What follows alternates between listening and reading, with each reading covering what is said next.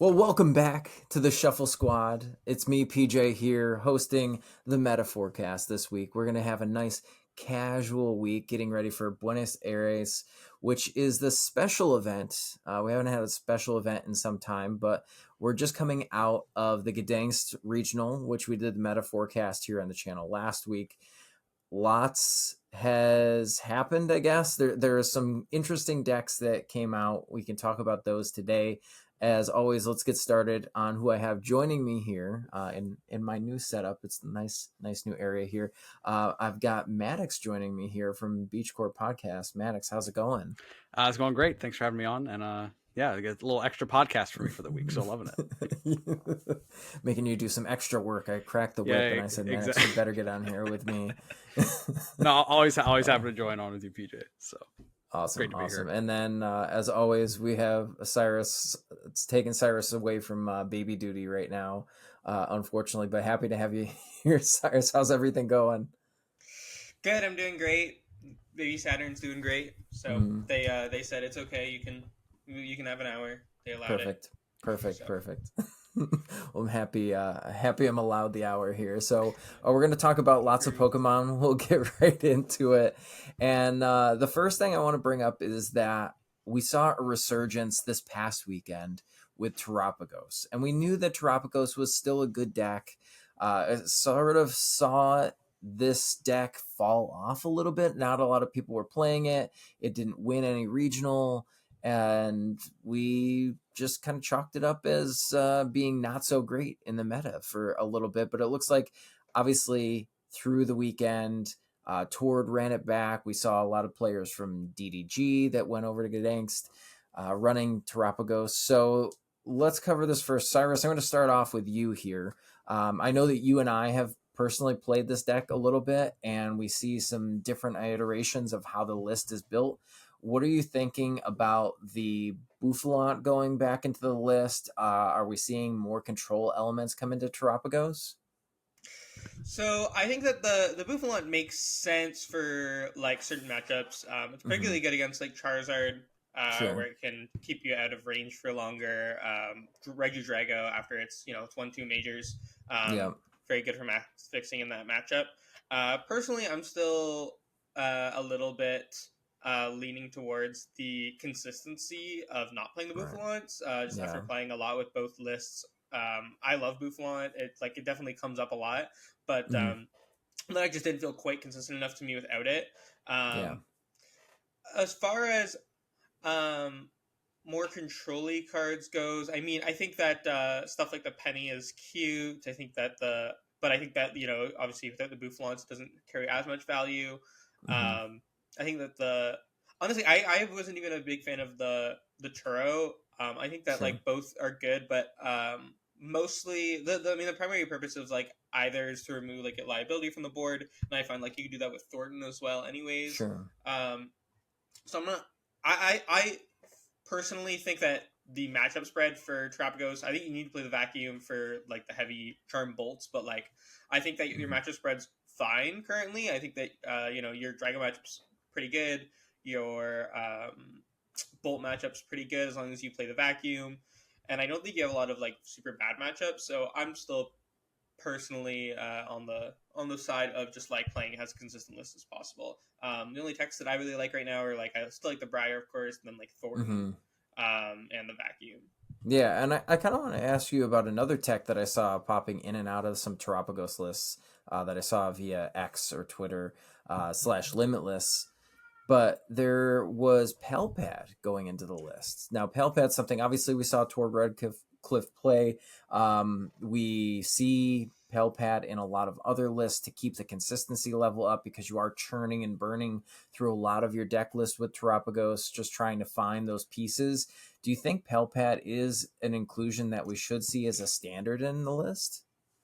Yeah, I think I'm not convinced that it's completely necessary. I know Tord loves to tech for control, so I don't know if maybe for him it was more. Obviously, it has like general use. Like that, I mean, that's the thing with any Tord and his control decks control techs in general. Is he likes to tech for control, but he likes those techs to also be good in general. Right. So to me, it's not that it's not a good card in general, but I do think that like Tord maybe had it in there more for like the Snorlax matchup specifically. Sure. And the reason for that is, and I think that other players could take that advice and also tech for control in the same way, but it also depends on what your goals are. I think that like it's important to remember that when Tord makes a decision like that, it's because he is trying to come first and only first, and he knows that in order to come first, there's a very decent chance that he hits like a Snorlax in top 8 or a pitch control in top 8.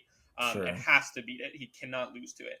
So for someone, if maybe this is your first tournament and your goal is just do the best that you can, you're probably not going to hit that many control, and it's not going to be as worth it to tech for it. So I think that Palpad's okay in the deck, but I don't think that other than the control matchups, it's actually like necessary. I think that there are some games where it's going to be useful in general, but it's mostly something that you maybe lean on against control, or in games where I think that like generally you shouldn't need it if you manage your supporters correctly. Yeah, absolutely. Okay. And I agree with you on a lot of those points too. I think that, having a list that's just consistent, that you can get some points with, or at least get you well into day 2 versus a deck that you want to win the tournament is a very different mindset when we look at these Terapagos lists too. And then, Maddox, you and I were testing for Louisville, and I know that we were looking at the consistency of lists. That was really what came to mind when we were looking at things like that. And now we're seeing, a stock list come out of all of this, where we do have just a 3/3 knockdown line. We've got the higher consistency of energy coming back into the mix.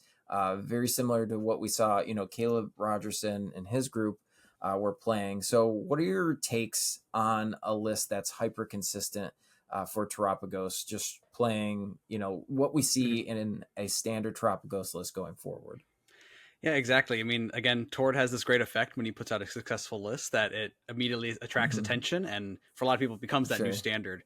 I remember a lot of times right after EUIC and his Charizard list, for example, there was questions of, hey, do you need to play the Yelch here? Do you need to play all these pieces? Do you need to play double Turo? Like all these pieces where, again, Tord was playing a list to win the tournament, which he did. But does that mean that that's what everyone needs to play? So I think depending on like where you are as a player and those goals, you can opt for a little bit higher consistency. When you are playing those, greedier counts of only 3 double turbos, or maybe only, 1 Iona, 1 research, no way to recover supporters. Like you're very dependent on, using those resources are very impactful. And when it comes down to, a player maybe without the reps, there's a lot of questions of, are you making those correct, impactful decisions and using those cards on the exact turns you need to, knowing that's the only chance you can. When you play a list with a little bit more flexibility, like the 4/4 Noctowl, you don't quite need to, if you have to use an extra Noctowl, you can maybe recover from that. If you only have 3, it's very hard to have to use that, right? Tord even played the Turo because he just valued that little extra chance to be able to pick up a Noctowl and then reuse it. And then even like a different type of consistency that Tord lists picked of favoring the Pidgeot and saying, I favor myself when I can select 1 card out of my deck every turn. And he loves his Pidgeot deck, so he opted for that higher consistency there. And even the little synergies there, it's like, Palpad becomes a little better consistency with the Pidgeot, more investment in that. You quick search for your Palpad, and then now Noctowl for those remaining pieces, right? All these pieces kind of work together a little bit more in just the right way. For what Tord needed to do, and including beating a Snorlax in top 8, right? So all those pieces in order to win the tournament. So I do think the higher consistency list is a good way to go for someone approaching the list for the first time. And then as you become more comfortable with the impacts and the choices of each card in the list, then you can become more specific and more, I say greedy, more teched out, more specifics as you grow more comfortable with the list. Yeah, exactly. Yeah, more Tord filled, right? Whatever it is. Add in all those extra fancy pieces. Don't start with the most, right? You never give a kid a 50,000 jigsaw puzzle. You start with 24, or maybe 10, or maybe 3, right? And then you just keep going up from there. You put the cow in the cow spot, and then the horse in the horse spot. Exactly. Yeah. And that's you put the square in the rectangle spot, and you put the cylinder in the rectangle spot, and you do all that. So and you just dunk it in a glass of water first, and you put it right in there, and that's how you get Raging Bolt. Anyway, moving on, let's talk about something that was brought up in our conversation here a lot is is Snorlax, and not just Snorlax. I want to talk about the full top 8 spread here from Gdansk, and what we could be seeing in the special event now too. We saw a lot of people adapt to that control or alternative win condition style of deck, where we see Snorlax. There's multiple versions of Snorlax, whether it's with or without the Rotom. There's a lot of decks on the table like Mimikyu, Cornerstone, or a Noivern list out there. And also we see 2 in top 8 here for Iron Thorns. And that's kind of where my brain's at. Are we going to start to see more of these lists try to pigeonhole these bigger decks like Raging Bolt and like Regidrago V-Star, like Charizard EX? So Maddox, what do you think we're going to see in these next couple of majors in the same format? Obviously, we've got the special event now, but we're leading into LAIC. Do you think that we're going to see some of these spike in event even more than they were? Because there was 3 in top 8 here. Right. It's one of those things that when a deck, before a deck does well, there's often that, I don't need to respect it, or, I can lose to Iron Thorns, or I can lose to Snorlax, right? It's a double-edged piece, right? When a deck does well, then that it'll be played a little bit more and we'll see more success.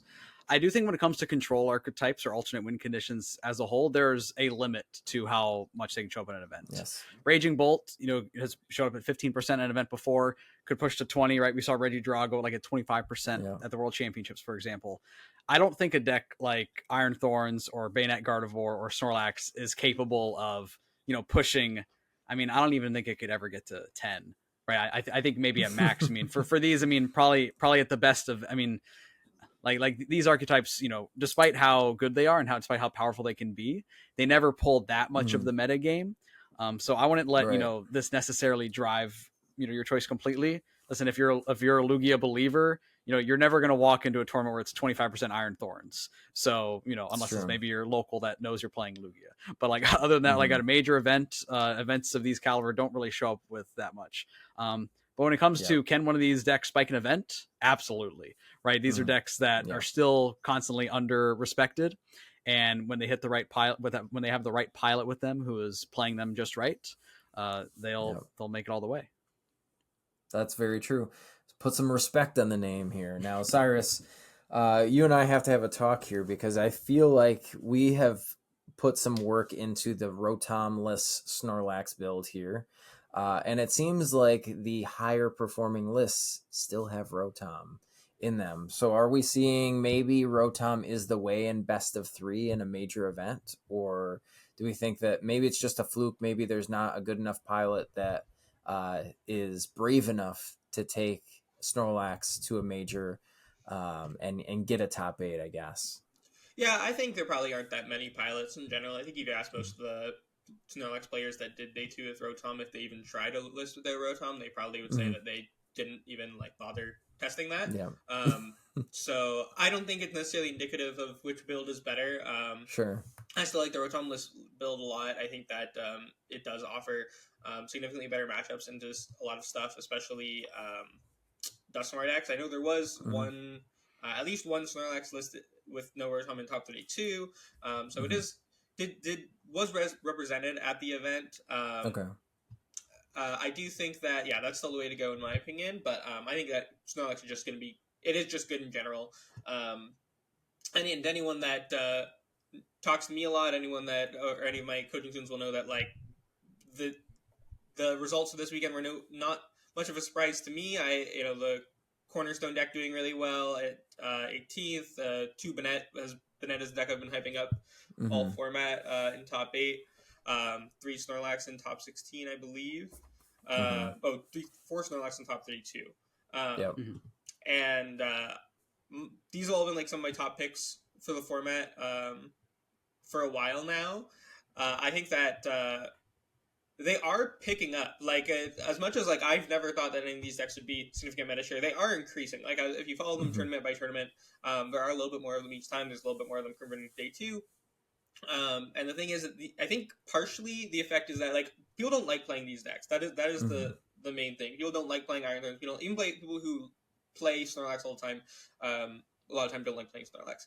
Right. So I think that what we're seeing is that people really don't like the format as a whole, and so more people are willing to play decks that they don't like, because they know that they're good plays. Even for like Baltimore, when I had a bunch of people on a Cornerstone list, that was mostly because a lot of those people were like, sure, whatever, Cyrus, I'll just play the Cornerstone deck. I hate this format.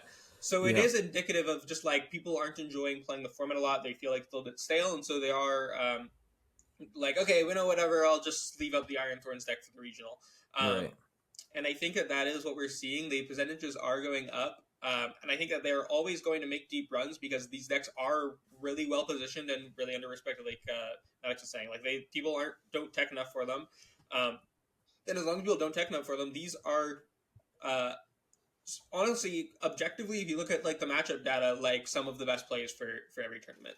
They just have good matchup spreads. And they're not incredibly difficult to play either. Like Snorlax can be a little bit more difficult to play, but I think that a beginner or like a relative beginner new to the competitive scene can get a decent result with Snorlax or Iron Thorns or Cornerstone. All three of these decks are very strong into the current meta. And very matchup dependent. So as long as you get the right opponents, you should have a fine time. Yeah, and I honestly think that there are a lot of decks out there that people are just writing off, not thinking about. We're going to talk about one of those right now, and I think that Lost Box, with seeing success in the first couple of majors for this season, and now if we look at the results here, we're seeing a couple of Lost Box sprinkled in to that top 16. We've got Brennan Kammerman, really well-known name. We got Jack Blythe in here, both playing Lost Zone list. And Lost Zone's just not dead. It's one of those decks that, it's scary versus one of the bigger matchups, but everything else it's pretty fine into. It's still not a dead deck. It's not a dead archetype. Cyrus, if you were going to play a Lost Box list, run me through what your list might look like.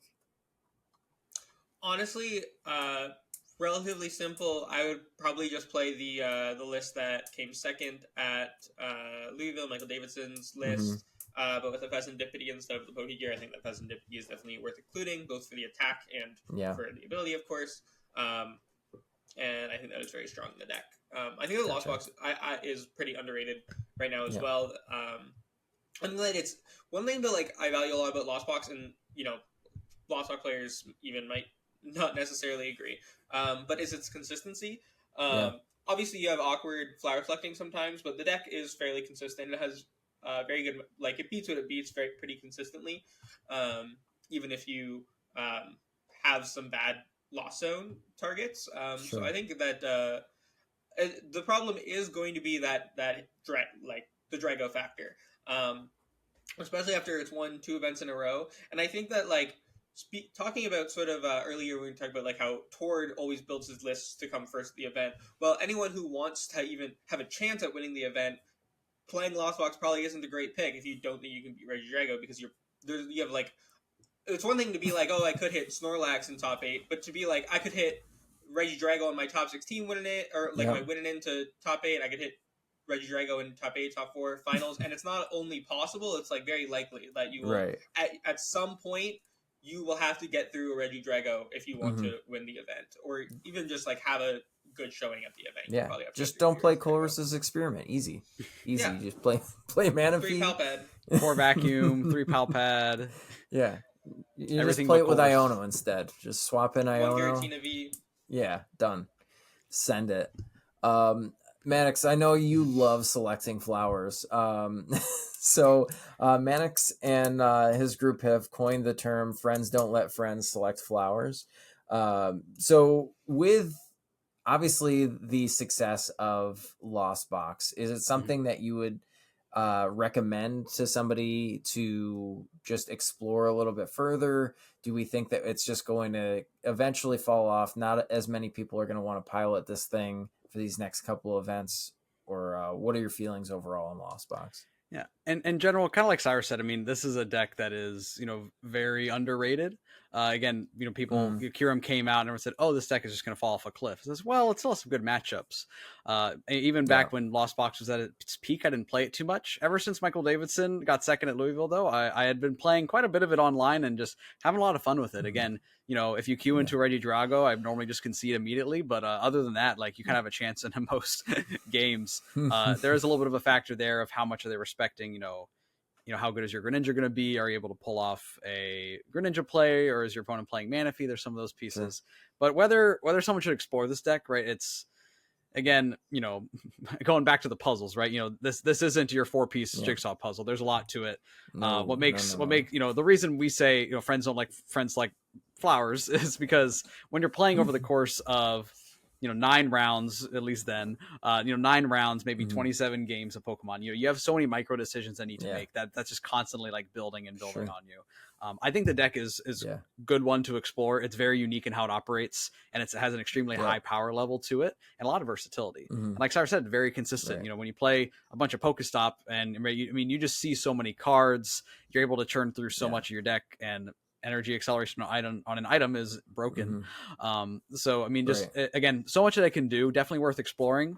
And if it's a deck that you want to play all day for a major event, all 2 days, it's got to be something that we got to be very comfortable with, and just know that you're gonna flower select sometimes and be like, oh, it like Blood Moon, Ursaluna, or Prime Catcher. I'm like, well, I need Blood Moon to win this game, so I guess there goes Prime Catcher. Or I haven't seen a Colress in 4 games. Oh, look, Colress, or my only copy of Psychic Energy that's in the deck. It's like, all right, well, you have these brutal decisions that like do weigh on you, which is why we joke about it. But in seriousness, right, the deck is good. You have to, it needs a strong pilot to do very well with it, and a little bit of luck. Again, I think, Michael Davidson didn't hit any Reggie Dragos. Their whole crew that all played the deck, I think, went 1-12 against Reggie Drago. And the one Reggie Drago that they beat had prized Kirim in both games. So you only win if they don't play Kirim, or if they can't find it.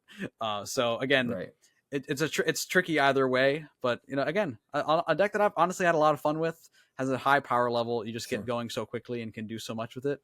Definitely explore it, and then really check in with yourself if you can handle the mental burdens of flower selecting for 10 hours. Yeah, shout out to my man Kyogre. We miss you. Miss you, Kyogre. Kyogre, Rayquaza. Heavily. Yeah. I'd agree heavily in that it is like, play Lost Box if it is a comfort pick for you primarily. Sure. When I when I sort like out which decks I think are good plays for the tournament, that is like I took them into 3 categories of like, don't play this, play this, or comfort pick. And so like Snorlax, like we talked about last, that would be like I'd recommend anyone play that, just because it's a very good play.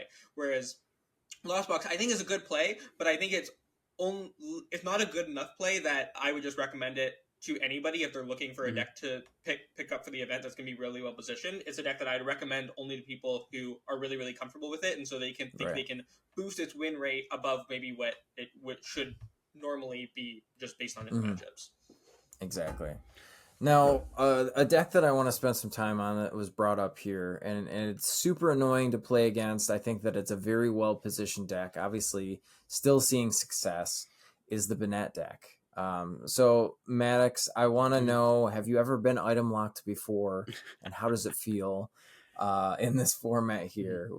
Are we scared of this deck still for this tournament? I think my first time getting item locked at a major was playing Mew VMAX against a Vikavolt who pulled off the turn 1, and then I'm like, wait, I can't Ultra Ball for Mew VMAX, I can't play Power Tablets, what's going on with this?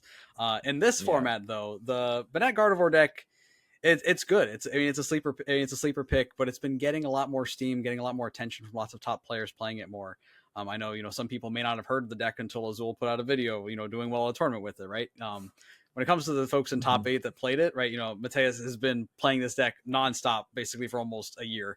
If you look at this Limitless page, it's just a bunch of Banette Guardy. So we have, hey, here's a deck that's maybe a little more refined, maybe in a little better position in the meta with a skilled pilot. I mean, that's what it takes to elevate this deck from, one that people have heard rumblings about to, hey, this is a true contender. I think that, some of Gardevoir's like trickier matchups have faded away. And again, just, so many decks are so reliant on items. People know about this Banette deck, and it's able to just put a lot of pressure on, and really just, again, going for almost an alternate win condition of, stalling Mm-hmm. and, preventing, your opponent from playing the game with the items that they're used to, and just capitalizing on that. And then, basically getting far enough ahead in the prize exchange that they can just, run away with the game with the power of Gardevoir. Right. Yeah, exactly. Now, Cyrus, I know you've put a lot of time and effort into decks like these with Banette, trying to confuse almost your opponent on how your gameplay is going to go. There are a lot of moving pieces in a deck like this. I think the deck is super powerful in the meta right now because so many decks are reliant on not only the rare candy, but also just the items that they're going to have. If we look at Raging Bolt, you're going to need your Vessel, you're going to need your energy retrieval, things like that. So still having the same format for the next two majors, is it still going to be a great play whether you're doing, a major event or a cup or a challenge even? Yeah. So I'll say this for free. Banette would be my second choice for any major event coming up. Right after Pidgeot Control. I've made no secret that I really like Pidgeot Control. So yeah, anyone watching this can get my free top two picks for majors right now, and for local events too. Banette probably more so for local events because it's not it doesn't take as long to play games. But the big thing about both of those decks, and we'll all focus more on Banette, is that it's very, very hard to play. There's a reason that there are four. Not a lot of people play Banette, of course, but there are four in day two of Dansk, and two of them finished in the top 128 at like 75th and 80th. So pretty low, and then the other two finished top 8. And notably, like you said, the Mateus's Limitless page has 4 day 2 Banette finishes, and then if you go to Magnus Peterson, his Limitless page also has 4 day 2 Banette finishes. So this is a deck that takes a lot of skill to play, a lot of expertise. You need to know all of your lines inside and out. You need to be able to play it perfectly to do that well with it. It's one of those decks with a very high skill floor, not just skill ceiling. So if you don't know how to play the deck well, a deck like Snorlax, which has a pretty high skill ceiling, but a pretty low skill floor, means that the difference in result between a decent Snorlax player and a great Snorlax player is not going to be as different as the margin between a decent Banette player and a great Banette player. A great Banette player is going to be able to take that deck to another height, like both of those players making top 8 at a regional.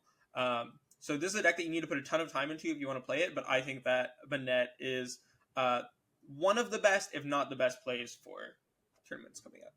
Absolutely. And I can agree with that because I too have been item locked quite a few times, and I know what that feels like. And I've also been on the other side of the item lock, and you do really have to know what to pivot into in your first opening turns, what your late game is going to look like early on when you're playing a deck like that. It's a lot of moving chess pieces to get to that checkmate point in the deck.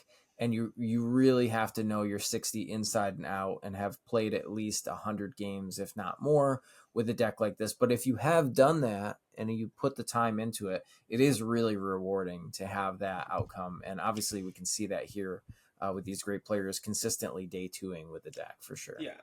I want to give one tip to anybody who does want to play Banette, or even just people playing against Banette, that I think that people don't realize right away is the way to properly use Gravity Gemstone. Basically, what you're supposed to do with the deck is you set up the Gardevoir, and then you create a loop where you retreat between two Banettes to keep putting damage onto the board, and then you move that damage off with Munkidori onto your opponent's side. So even without your opponent doing damage to you, normally when you're trapping something in the active and then moving the damage off of it with Alakazam, that way it never gets knocked out and it stays trapped there. And then you keep adding extra damage to your board, Gravity Gemstone increasing your retreat cost to get a little bit more damage on. And then you can move that damage off with Munkidori and pick off your opponent's key bench Pokemon before your attack on the active eventually knocks out the active. Exactly. And that's where, you look at the 2 retreat cost Pokemon, things like that, and obviously Gardevoir is going to utilize that to its advantage. I think that the one thing that I'm concerned with if I was playing a Banette deck is that you are pretty reliant on the luminous energies to kind of get your combo pieces off. And I've seen a lot of people try to combat one of the biggest decks we'll talk about in a second here is Lugia. Now, aside from Regidrago V-Star, Lugia's here. So we see things like Temple of Sinnoh go into lists. We see Enhanced Hammers start to come back in a list. We're seeing a lot of the energy or special energy hate coming back in, and that's what I'm thinking for this special event here is that we might see a little bit more teched out lists for the special energy. Maybe Regidrago plays double of the Temple of Sinnoh instead of the Tool Jammer. So if we're looking at Lugia with a pretty big target on its back, it seems to consistently do well. Cyrus, are you thinking that it's better to tech for Lugia and some of these other bigger decks? Are you building your Lugia a little bit different to kind of get around things like that?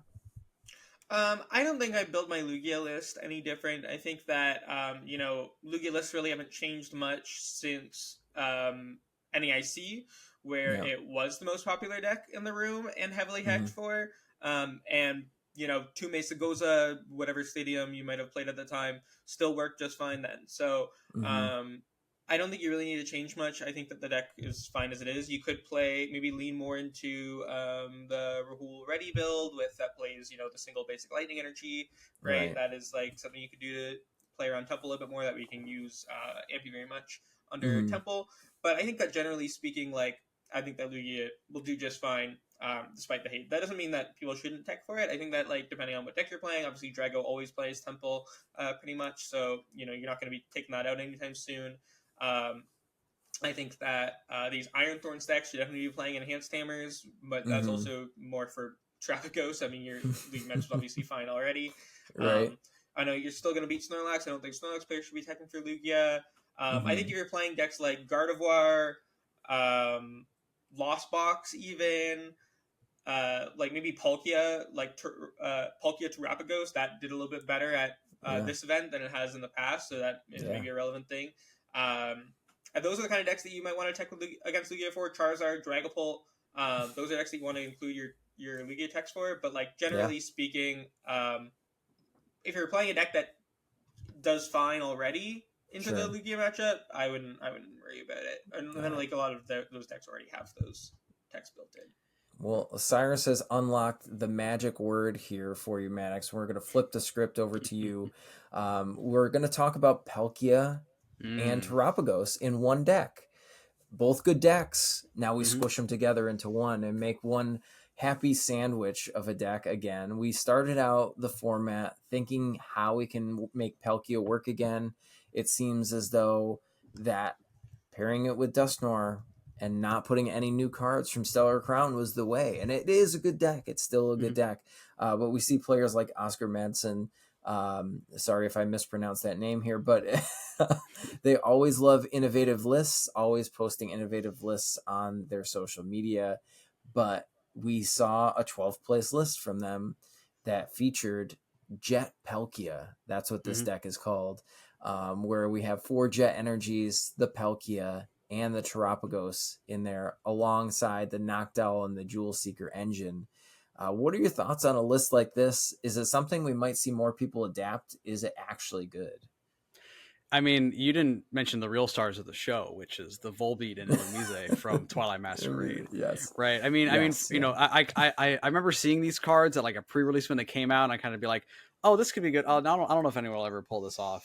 But quick sign for your Volbeat, letting you set up your board a little bit more. 2 basic Pokemon, so you get your Terapagos and your Palkia down. Harder to find. Again, Buddy Poffinable for your setup starter. Sure. And Illumise to disrupt your opponent. It says, I'm going to go shuffle in, your Pidgey into the deck. I'm going to go shuffle in, your only Hoot Hoot, right? Or your only Lugia, right? I mean, there's a lot of disruption that can happen, with this combo. I think it's really cool to see this list getting a little bit, this kind of idea being revisited.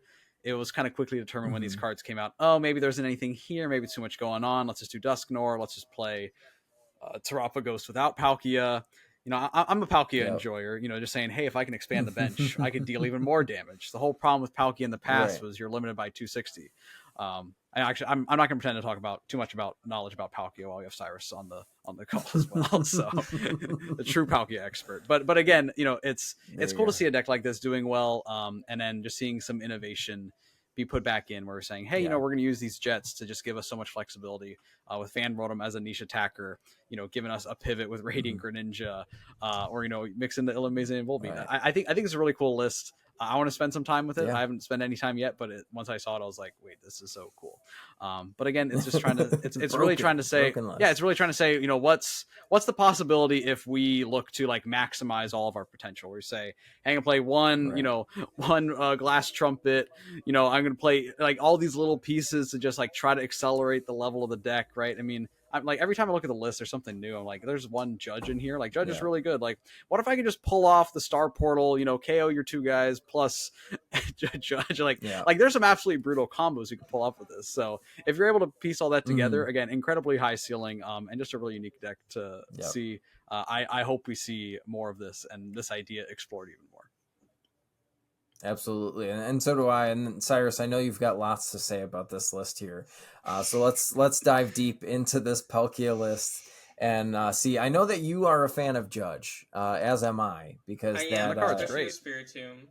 Yeah, especially with the Spiritomb. Spiritomb Judge, it's a good card. Unfortunately, I am not a Palkia Terapagos believer. I love Palkia Dusknoir. I love Palkia, okay? Don't get me wrong. They all say I'm the greatest Palkia lover. But I am not a Palkia Terapagos fan. I think so. I mean, I chart all of my games and how well positioned I think every deck is into the meta based on a formula. And for me, of the 25 decks that I have listed there, Palkia Terapagos has been consistently in the bottom two, just based on the math for me. So, the only thing that I would want to play less right now is Gouging Fire, and that is saying something. So that kind of cooks, though. Unfortunately, I'm not a big also fan plays of this deck. Yeah. That's also true. It's burned. It's burned. And I think that the Volbeat Illumise is very fun. It's very cute. Yes. I see the value. I think the both attacks are cool. I think that like you probably don't get a whole lot of use out of either of them going first, which is a bit weak to me. You're going that's like 50% of games. I mean, obviously you will use it some of those games, but I think the amount that you use it when you go first will be the amount that you use it when you go second. I will say going second as well. So. I chalked a couple of games. I probably like 15 to 20 games with it already on PTCG Live, and I was winning games, but it didn't feel great when I was doing it. And that says something. Like, it's definitely a cool concept. Do I think I'd ever play it to a major? No. Maybe I'd spike like a challenge or something with it, but definitely not a deck that I would sleeve up and say, okay, I can go 9 rounds best of 3 with this thing, and it's going to put in some work. Yeah, sure. I think the no canceling. Honestly, I think it's meant to maybe function more as a Terapagos deck.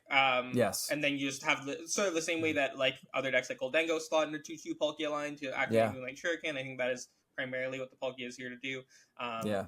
But I think that like something about the Volbeat Illumise to me that sort of points out to me that these cards are not maybe amazing. Is that you don't actually have to play these two cards together. Like, you're not using Coordinated Strike. That is the only attack on either Pokemon that requires you to play both. So if either of them are good, why are we not putting them in other decks? So why are they both in here? We're not using Coordinated Strike. They don't need to both be in here. So it feels to me like maybe it's a bit of... That's what makes it feel a little bit more gimmicky to me, is like, if either of these first attacks were good enough on their own to be good enough that we should be playing both of them in this deck, then they should be like splashed in other decks as well. And I think that the fact that we're it feels like we're playing the Volbeat, so we might as well play the Illumise too. And I think that both the decks do have use. They're cool, but it's they just do not seem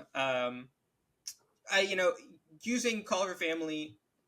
Quick Sign, it's called on the Volbeat, is not it's not something that like you want to be doing in 2024. It's not like an attack you want to be using very often. So, like obviously in this deck it really works, but you still have to have the jet energy in your opening hand to do it, and you only have the maximum 4 copies of that, so you're not always going to be able to even get the full beat off turn 1.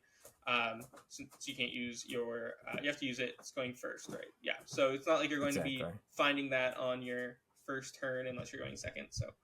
I'm not really sold on it. I think that if you're gonna play Palkia Terapagos, I still prefer like a Barrel line in there instead for like that mid to late game consistency, because I don't think that Palkia Terapagos, especially with the Noctows, has a bad early game, which just feels like what the Volbeat and Illumise are here to fix. Is like to give you a better early game, and I don't feel like Palkia Terapagos has a better early game. I think it has a weaker mid to late game, so I think that I agree. Should be focusing on that. For sure. Yeah, if I was just going to play a Terapagos deck, I'd play Terapagos. If I was just going to play a Palkia deck, I'd just play Palkia Dusknoir. Don't put them together. No, you got to shuffle in your 2 favorite decks, plus add in a couple bulk from Twilight Masquerade. Exactly. And then get top 16 at a major with it. I think that's the dream, really. If it works, it works. Yeah. We'll play Terapagos Charizard. That's what we're going to do. You can throw a Charizard line at anything and it'll do well, honestly. I mean, let's be real. Yeah, I played against Charizard today. So I have to ask the questions here because we are on a meta forecast here. So Maddox, we're going to go off to you first. We'll imagine there's a world where you're playing the special events this weekend. What are going to be the top 3 decks that you're bringing versus the top 3 decks that you think that you're going to see? That's a tricky question. Yeah, because I think one piece that still can't be understated is Raging Bolt did not really show up in Gdansk, but people have been prepping for this tournament for a while. People love to play the deck. The deck is still very strong, right? You still got to be expecting Raging Bolt to show up. I'm trying to look back at some of the past special event data and LATAM. But again, we just see a lot of decks. I always feel like there's this Charizard effect when you go to South America. Where there's some of the early innovators of like Arvinzard, and really showing up strong with that. Again, I think it's just not strong enough position in the meta right now. But again, it is a still very, very real and valid deck. But overall, when we look back at just what has been successful, what has been played, I think we need to just go back to like the highest level of the format. Some of the strongest decks in the format right now. So Regidrago, you have Lugia, Raging Bolt. Not necessarily sure if those are the 3 most played decks, but if you're going to that tournament, I do think you need to be ready to beat those decks. Decks that I'd be personally sleeving up. Again, for me, it's kind of comfort over everything. Raging Bolt and Regidrago are like 2 comfort plays of mine. I've been playing Regidrago for a while, ever since World Championships. Raging Bolt's just like a fun deck, and it just goes, and it's good too. That if I had to go for another deck that is still strong, I'd be looking at Terapagos. Towards the Buffalon. I think the Buffalon's very, very good. Again, you lose a little bit of that consistency, but if you're able to spend enough time with the deck, you just have such an immensely high power level of the deck. And that extra consistency, when you can Pidgeot for all your pieces, it's good. When you can make, a 290 HP Terapagos that's swinging, and you have Dusknoir and Briar and every combo you want off of one Noctowl evolution. Again, there's a lot that you can do with it. Pretty good, right? So those would be the decks that I'd be looking for. But again, we were talking earlier about Lugia techs. Keep your Lugia techs, right? If Lugia is untech'd, it's just winning every tournament, right? Like, or everyone's playing Iron Thorns, but it's still never going to be above 10%, right? We're still never getting to that level. But again, keep your Lugia techs. It's going to be around, and have fun in Argentina. Cool. All right, Cyrus, we're going to have you drink some of the Haterade here. So top 3 decks that you expect to see at the special event in Argentina, and then the top 3 decks you think you shouldn't play for this event. So the top 3 decks will be Regidrago, Lugia, and Raging Bolt. Not necessarily in that order. Raging Bolt will be number 1 most likely, and then Lugia, and then Drago. Same as at Dansk. LATAM players love aggro decks as much as everyone else, if not more so. So Raging Bolt will probably still be number 1. And then I think that like Lugia and Drago could be a toss-up between 2 and 3, but I still expect Lugia to be more popular, especially in LATAM. And then after that, it'll be Zard and Terapagos. Those will be the top 5. And then The top 3 decks that I would bring are Pidgeot Control, Banette, and Snorlax. Those are the 3 strongest plays for most tournaments right now, in my opinion. Yep. And that is what I would bring. I would be very confident playing any of those 3 decks. Cool. So I have to ask, what 3 decks would you say don't bring? Don't not bring. Yeah. Okay. Well, I already said Gouging and Palkia Terapagos, so I'll go for 3 different ones. Right. Don't bring Roaring Moon. Don't bring Miraidon. I'll give you a bunch. Well, don't bring Raging Bull. Don't even bring Charizard. Don't bring Gardevoir. Don't bring Goldango. What are you doing? I had 2 top 32s in good dance. With an Arceus in it. Don't bring Cloth. Not the Cloth too. Don't bring Ancient Box. Most things. There's a few things that you can bring. Most things don't bring. Don't bring them. Yeah, don't. Gotcha. Don't bring a deck. All right. So we have to bring some of the human element here. We'll reel it back from the Pokemon a little bit before we start to close things up here. But Cyrus, it is getting closer now. We passed Halloween. We're past the spooky season, my favorite. Now we're getting into the holiday season. So what is your favorite all-time holiday movie? We'll put it that way. That's really tough. I think it's a toss-up between... They're both Christmas movies. Sure. Elf and Rudolph the Red-Nosed Reindeer. Ooh, that's fair. Like the old timey Rudolph. Old timey one. And then Elf with Will Ferrell. Those are the 2 movies I'm probably gonna watch on Christmas this year. So. All right, solid. I do love me some Elf. I love me some Will Ferrell. I'm a pretty big fan of Nightmare Before Christmas. Also, that's still. It's like that nice transition movie from one season to the other. Maddox, how about you? What is your favorite holiday movie?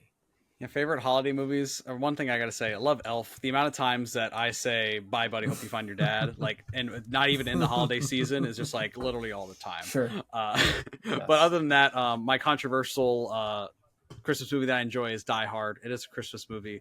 Happens over Christmas. Okay. Not always one to watch with the kids though. So if you're looking for more family appropriate movie, then you never know. Yeah, I don't know. I love How the Grinch Stole Christmas. So I'm more a fan of the original art cartoon. Solid. There's some charm to the live actions, and there's a new animated one that I haven't seen yet. But the whole idea, the whole theme, I just enjoy the music of it, and it's a fun show. So. Yeah, I'm a fan of Benedict Cumberbatch, but I'm not necessarily a fan of that Grinch. I do like the Jim Carrey one quite a bit. So as far as that goes, I was afraid of the live action Grinch as a kid. Yeah, it's okay. My kids were a little afraid of it too. It is objectively a little terrifying. Yeah, so that's fair. That is true. We quote the Grinch Jim Carrey lines a lot in our household now, though. But I grew up on horror movies, so therefore the Grinch was nothing. Jim Carrey's a scary enough guy on his own. Exactly. We call him the Grinch a horror movie now? Where have we gone? No. But what will I wear? Anyway, let's move on to my favorite segment, and I have a hot, spicy take on this one. We're going to talk about rogue decks that we should bring to these upcoming majors, specifically in Argentina. I'm going to start it off. Rogue decks we want to see do well.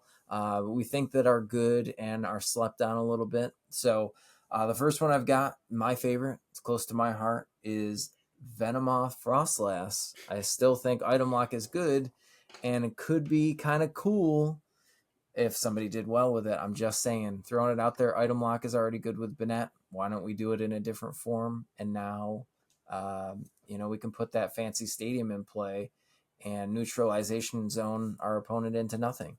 Could be fun. Could be great.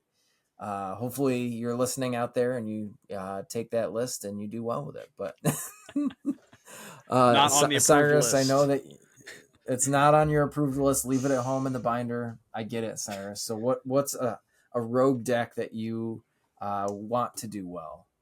Well, I'm going to be streaming on Friday John Rostowski's Espeon Dusknoir list that he posted on Twitter. I don't know how good it is, but I love Espeon. It's my favorite Pokemon. So I'm going to be streaming that this weekend, and I hope that if someone takes that and does great with that, that would be fantastic.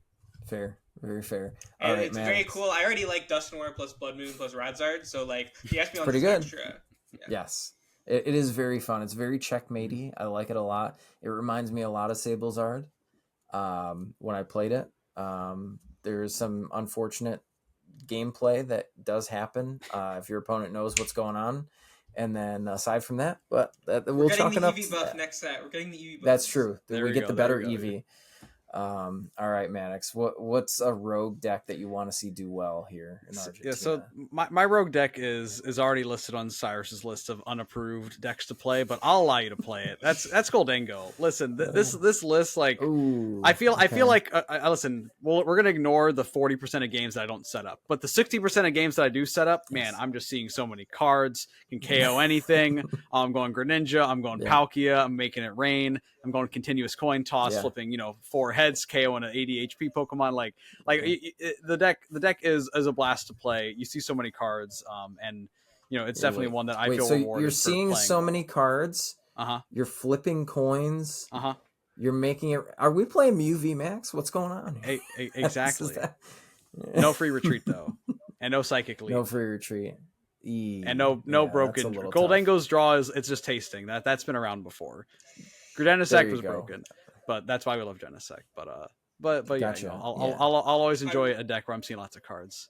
So, in defense of continuous coin toss, I did on live donk a Rotom V with continuous coin toss on turn 1. That has to be a record. I clicked the button, I looked away, I looked back, and it said I won. And I was like, "What do you mean I won? What happened?" Check the logs. Check the log. Yeah. It's like today with today with Pocket, people flipping 11 heads on their Misties. Yikes! You said 3 energy? No. 11. How about 11? How about 11? Oh wow! What a great time! I am really enjoying Pocket though.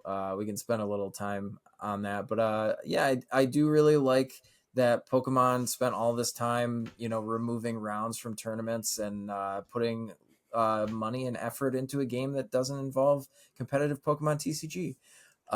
We love to see it. I actually do enjoy the game, which is kind of like crazy to say because I don't normally enjoy other TCG online games. I've played a couple in the past, but like mobile TCGs, this one's really fun. It's interesting. I wish there was more card pool already, which is kind of wild. It's only been 4 days.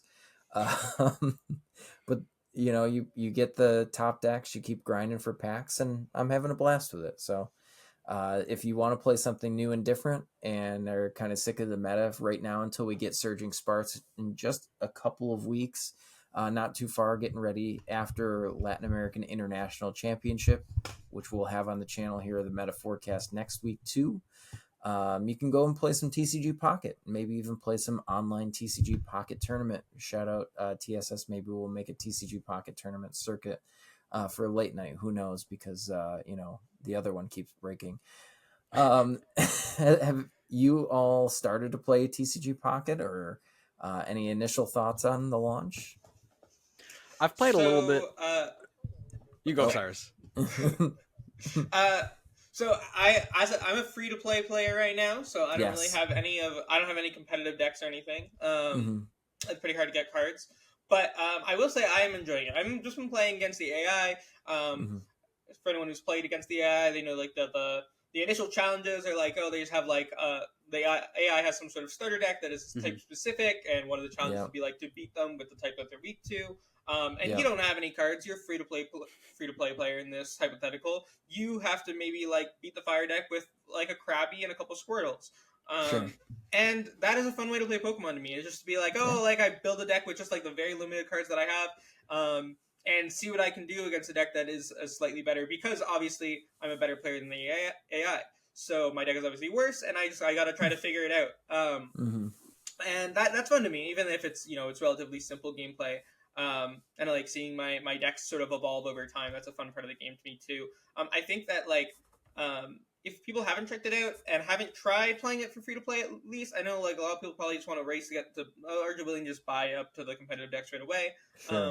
if you want, I would recommend not doing that right away and maybe playing a little bit with just like the free to play stuff, because I think that is a quintessential Pokemon experience that a lot of players don't maybe have never gotten, like a lot of modern players. Where in like the information era of the trading card game, where all of the resources are so readily available to you, all the cards are so cheap, it's so easy to build a competitive deck right away. A lot of new players are starting with at least like a semblance of a competitive deck. And I don't think a lot of players had that experience of like building whatever with the packs that they had in their binder. And that's a fun way to start to play the Pokemon trading card game. And that's an experience that a lot of players might not have had yet. Right. I built the Wheezing Inteleon style deck where you got your Greninja Snipe and your Wheezing Poison. It's very fun. Interesting deck. So Maddox, what's your take on Pocket here? Yeah, on that, I saw you tweet that list, and I was like, "There's no way this list is ever working at all." But but it's like, hope you're having fun with it. And again, and that's really like the point of this is just a new way to have fun with it. The one part again with playing and building with a limited card pool, like one of my favorite ways to play is like a sealed format. So I really like going to pre-releases and saying, okay, hey, we all have like our hodgepodge kind of janky lists, and as opposed to having like every optimized option available to us and like making it work.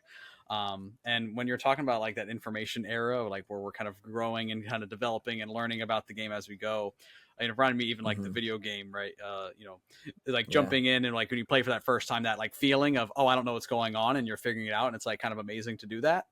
Even like, I played Fire Red and Leaf Green first. When I jumped into like Black and White, it was like, now there's all 151 new Pokemon that I don't know anything about. It was like almost that same type of feeling. So there's a little bit like, don't skip the good stuff, because some of that, exploration and like finding out what's new and just kind of enjoying what you have in front of you, that's kind of a lot of fun of it. So I'm also free to play. I do have my premium trial for now. We'll see if I cancel it in a week, or if I remember to cancel it. That'll be the hardest part. But for now, enjoying it, Smart. There you go. That's how you know that you don't accidentally spend $10 or whatever it is. But no, having a lot of fun with it. Opening the packs. I have saved up my hourglasses and done a 10-pack opening. That was pretty satisfying, and I see where the enjoyment of that comes in. So I'm treading very carefully of when I'll use my next one, and trying to stay free to play for now. Sure. But again, I'm having some fun with it. Playing mainly against the AI. I don't have enough cards for competitive deck. I'm trying to build the Mewtwo Gardevoir. I have the 2 Mewtwo's, but I don't have a Gardevoir at all yet, so can't really do much there. I know, so sad. Yeah.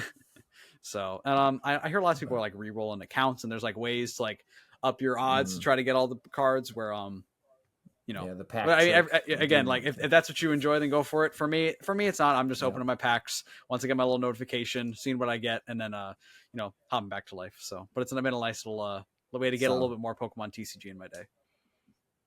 That happens. That's all that you need to do, is just get a little bit more Pokemon, and maybe your life will be a little bit better every single day. So we're gonna wrap things up here, and thank you so much to everybody joining me on this Metaforecast. Lovely as always to have you here with me. But we're gonna kick it off to the shout outs and the find me's. So Maddox, where can people find you, and any shout outs you'd like to give here? Yeah, so again, the best place to find me, my name's Maddox. I'm on Twitter, or X, at MaddoxTCG. And I guess, like I said a second ago, if you are looking for a little more Pokemon in your life, if you like long form content like this, where we're going over we're going over meta forecasts and talking about the game and what we're enjoying as a whole and what maybe to try for yourself, definitely encourage you to check out the Beach Court podcast. PJ's even joined us over there a couple of times, so would definitely love for you to check us out there. We're always talking every week about Pokemon content, just kind of like this. Cool. And if you don't know where to find Cyrus, you're living under a rock. But anyway, Cyrus, where can people find you, and any shout outs you'd like to give? So you can find me on Cyrus TCG on Twitter and on basically everything. My link tree is also linked in the bio of my Twitter. So you can find link to my coaching on Metafy, all of the articles that I write for Shoutouts, Macy's Corner, and Pokeduels, my Twitch, and all of my other socials through that link tree. And yeah, I'll be streaming this weekend on the TSS YouTube channel on Friday. I'll probably be doing maybe some other streams on my personal stream this week. So yeah, follow me on Twitter and you'll see. Oh, actually, I think I'll be streaming Thursday this week. Yes, my anniversary is Friday. This Thursday, I'll be streaming on the TSS YouTube channel with the Beyond Us Right at. There we go. There we go. Well, we're happy to have you on there. And if you've been watching it this far into the meta forecast, you can definitely subscribe to the channel if you're not subscribed already for some more competitive Pokemon TCG content here on the Shuffle Squad. Leave this video a like if you did like it, and comment what you'd like to see talked about on the next meta forecast. We're going to be doing the LAIC one right after this next week, so you're going to want to stick around on the channel for that. As always, huge shout out to all of our sponsors that help the Shuffle Squad be a real thing in the real world, a TCG competitive Pokemon team. Who would have thought? But you can thank Kayfabe Cards down in the description. You can find the link to their TCG player store and purchase some cards over there. You can go over to ptcglstore.com where you can use code TSS5 and save 5% on any codes for the upcoming Surging Spark set. That way you can get ramped up and ready to play, where you can play the late night tournament circuit over on play.limitlesstcg.com. But you can also head over to our other sponsor, Ultimate Guard, and protect those in real life cards with some of their binders, boxes, and also their sleeves. We love Katana sleeves. They are sitting behind me. You can't really see them from this camera angle, but trust me, they're there, and they're always on my cards too. But thank you so much for watching us here on the Meta Forecast. We will catch you next time on the Shuffle Squad. Want to support the Shuffle Squad? Be sure to check out all of our sponsors in the description to pick up Pokemon TCG singles, sealed, and PTCG live codes.